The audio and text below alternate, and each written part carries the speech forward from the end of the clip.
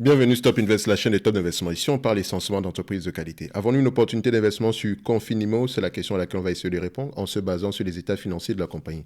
Je rappelle que ceci représente uniquement mon point de vue et non un conseil d'investissement. Et comme d'habitude, je me réserve le droit de me tromper. Donc, c'est une demande spéciale ici d'un de nos abonnés Top Premium. Donc, je rappelle que le lien vers le service Top Premium est dans la description de cette vidéo aussi. Donc, c'est une compagnie, c'est un real estate, c'est une compagnie immobilière européenne.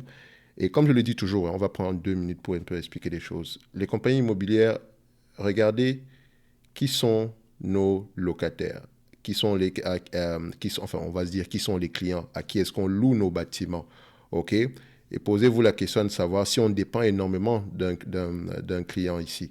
Et vous allez voir, par exemple, pour Confinimo, son plus gros client, c'est Corian, parce qu'elle a de l'immobilier ici, je pense que c'est l'immobilier ici destiné au secteur de la santé. Elle a également plusieurs types d'immobilier par là. Ok, je pense qu'elle a, sur la page de la chaîne de, de l'entreprise ici, il y a plein d'explications par rapport à ce sujet-là.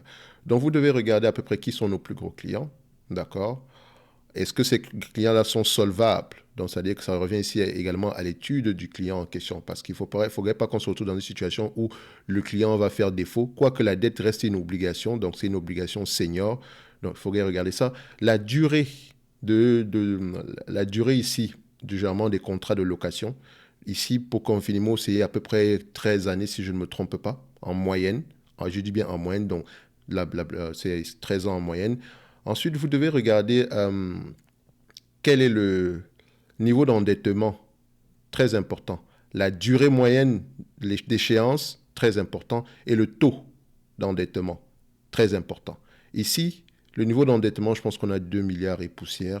On a à peu près, on ira vérifier le chiffre ici directement sur Coifin.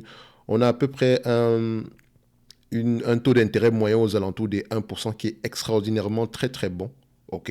Et avec une maturité moyenne de 5 ans. OK? Ensuite, le dernier élément qu'on va essayer de chercher, c'est le cap rate. D'accord? Le cap rate, c'est une sorte de PER. C'est-à-dire que c'est le ratio valeur du logement, valeur du bâtiment divisé par le loyer. OK?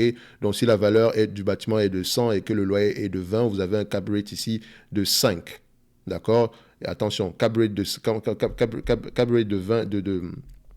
cap rate de 5 ici, ça ne veut pas dire 5% ou des choses comme ça.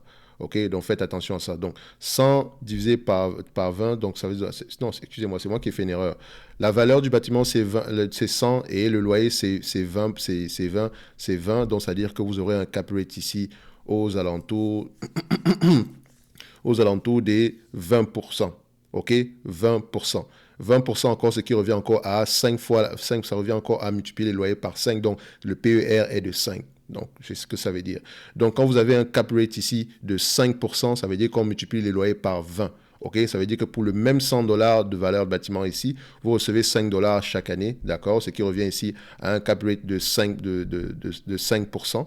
OK, et ce qui donne également ici un PER de 20. OK, donc j'ai déjà parlé de cap rate, etc. sur cette chaîne-ci. D'accord? Donc, maintenant, en termes d'évaluation, qu'est-ce que ça va donner? Vous savez que ce genre d'entreprise-ci, généralement, les résultats sont prévisibles.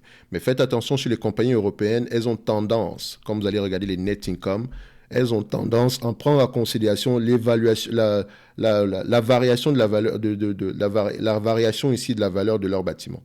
OK? Donc, dans ce 400 millions que vous voyez présentement, en fait, en réalité, elle a rapporté près de 200 millions. OK, elle n'a pas rapporté 400 millions ici. Il y a eu ici une appréciation de ces actifs de telle sorte qu'on se retrouve avec près de 400 millions différents, 200 millions supplémentaires ici. OK, donc il faut ajuster en conséquence cette somme-ci. Parce qu'en fait, les bâtiments en eux-mêmes, on ne devrait pas les prendre ici parce que ça ne fait pas partie ici du... Comment on dit ça? C'est pas je dirais, c'est pas un revenu fixe. Ça peut augmenter comme diminuer. La valeur peut augmenter comme diminuer. D'accord? Donc ici, moi je suis allé regarder les rapports financiers ici. On a à peu près apporté 223 millions, quelque chose comme ça. Également, elle construit énormément. Donc elle a des bâtiments présentement ici en plein développement. OK? Donc qui vont pouvoir améliorer ici, qui vont pouvoir lui permettre d'avoir des revenus plus élevés dans le futur. Donc, ce qu'on va faire directement, c'est que je vais aller sur Fastgraft. OK? Et on va taper Confinimo. Alors, COFB. C'est bien ça, le ticker symbole. Donc, Confinimo. Alors, vu qu'on est sur Confinimo présentement, normalement, on doit utiliser les AFFO. Normalement. Ici, normalement, j'aurais dû prendre les AFFO, mais on ne me donne pas l'information par rapport aux AFFO.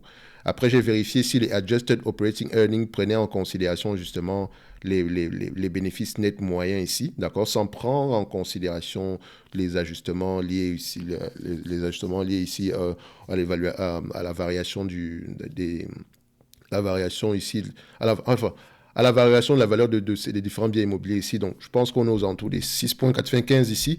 Le nombre d'actions, c'est 32,4 si je ne me trompe pas. Donc, 32,4 multiplié par 6,95, on se retrouve aux alentours des 225-223 millions par là. OK? Et on a dit ici que le cap rate est de combien? Le cap rate est de 5, il est exactement de 5,3% en moyenne. Donc, je vais mettre 5% ici pour faire simple. OK? De toute façon, je prends la dette. OK? Donc, ça va me donner ceci. J'ai besoin de la dette nette par action. Vu que j'ai le nombre d'actions ici, la dette nette, elle est aux alentours ici de 2,860 millions divisé par 32,4. Donc, pour chaque action, il y a 88,27 euros de dette. OK? Donc, maintenant, qu'est-ce que ça me donne en termes de valorisation ici? Je prends le 6,95 multiplié par 20 fois les bénéfices, d'accord, 20 fois les bénéfices. Et attention, j'aurais dû prendre les AFFO, mais je n'ai pas cette information-là ici, d'accord. Je peux la retrouver, mais je vais laisser ça comme ça, d'accord. C'est un proxy rapide ici. Il y a eu peut-être une variation ici en prenant, peut-être si la dépréciation est plus élevée que la normale, d'accord, il y aura peut-être un plus supplémentaire au niveau des free cash flow, mais ça sera au moins égal, enfin au niveau des AFFO, mais ça sera au moins égal au bénéfice net, d'accord. Donc, on est à 139 euros l'action, moins 88, disons 88,3, fait simple ici. Ça donne ici une valorisation aux alentours des 50,70 par action. Donc, cette compagnie ici pourrait m'intéresser aux alentours des 50,70 euros. OK? Donc, X20 égale à 50,70 euros. D'accord? Également, si je ne prends pas en considération la dette, ok, techniquement, je ne vais pas aller au-delà de 10 fois les bénéfices. Si je ne prends pas en considération la dette. Donc, ça veut dire que 10 fois 6,95, ça nous donne ici 69,50 euros. D'accord? 69,50 euros. Ok? Si on se projette en 2025, d'accord, parce que les bénéfices sont prévisibles ici, on a 7,19 euros attendus à cette période-là, fois 20 fois les bénéfices, moins la dette nette d'aujourd'hui à 88 points. On va mettre 88,3, c'est bien ça qu'on avait pris ici, oui, 88,3, on aurait une valorisation aux alentours des 55,5, donc pas très loin d'à peu près de ce qu'on a ici. Donc en date d'aujourd'hui, pour moi, cette compagnie-ci, ça ne représente pas une opportunité d'investissement en termes d'appréciation du capital. D'accord? Il faut qu'on fasse des nuances. Mais en termes de dividendes, on pourrait avoir quelque chose d'intéressant. D'accord? C'est une entreprise qui peut vous distribuer 6,95 $ par action en date d'aujourd'hui en dividendes. Par rapport au prix actuel, ça donne un rendement de 8,27%. Très, très intéressant. Le dividende versé en date d'aujourd'hui est de 5,19%. D'accord? Donc, ce dividende en lui-même ici, il y a de grandes chances qu'il soit safe. OK? Si admettons qu'on arrive à avoir le 7,19 € par action, par rapport au prix actuel, d'accord? Je pensais, j'avais mis 85, 84, ça donne ici un rendement de 8,55%. OK? Toujours aussi intéressant. OK? Donc, dans le dividende qu'on paye ici, voilà, il a tendance à fluctuer. Il n'est pas très stable. D'accord? Mais on voit qu'il est aux alentours des 4 € par là. Aux alentours des 4 €. Donc, il se réserve généralement le droit de couper ce dividende-là. Et en réalité, même si vous donne 4 € par rapport au prix actuel, excusez-moi, ça fait déjà un beau rendement de 4,76%. OK? Parce que c'est une entreprise qui doit mettre de l'argent de côté également pour la dette. Parce que quand on vous paye à peu près, je ne sais pas si en 2026, je ne sais pas si en 2023, ils vont vous payer 6,20 € de dividendes. En tout cas, c'est ça qui est prévu ici. Je ne sais pas si ça sera le cas. Donc, admettons qu'on reste au niveau des 4,20 € qu'on a connu ici. Donc, si on me reverse les 4,20 € ici, 4,2 moins le bénéfice net par action attendu, bon, qu'on prend à la place des AFFO ici, attendu en 2023, il nous reste 2,75 € multiplié par 32,4, donc 32 millions d'actions. Ça fait à peu près 89 millions. Donc, il nous reste à peu près 89 millions pour repayer la dette. Et je vous ai dit ici que la dette, donc 89 millions ici, ça divisé par 32,4, ça donne ici une dette nette par action aux alentours de 2,74 $. Même pas une dette nette, ça fait un potentiel de remboursement ici de 2,75 $ par action. Vu qu'on a une dette nette qui est aux alentours de 88 $, d'accord, 88,3 $, et qu'on n'a que 2,75 $ qui nous reste après avoir payé le dividende, on va rembourser la dette en 32 ans. C'est trop pour moi. C'est trop. OK? La dette nette sur EBITDA également, vous allez remarquer que cette dette nette sur EBITDA là, elle se retrouve aux alentours ici des 11 fois les bénéfices. D'accord? C'est une entreprise qui a l'habitude de garder ce niveau de dette là. Je ne dis pas qu'elle est très endettée, mais je veux voir ceci. Si c'est une compagnie qui m'intéresse, déjà, je dois savoir que je vais uniquement pour le dividende. Oui, le dividende, il est safe, mais j'aimerais également voir une entreprise qui prend la peine, qui nous donne à peu près qui a une stratégie de remboursement de cette dette-là. Parce que oui, la dette actuellement, c'est une dette avec des taux d'intérêt très attractifs, mais quand elle va devoir faire rouler cette dette-là dans les années à venir, donc la maturité moyenne est de 5 ans ici, donc je pense qu'avant la maturité, elle va devoir faire rouler cette dette-là, les taux d'intérêt seront de plus en plus élevés, ce qui aura un impact sur les bénéfices nets, ce qui pourra avoir un impact sur vos AFFO.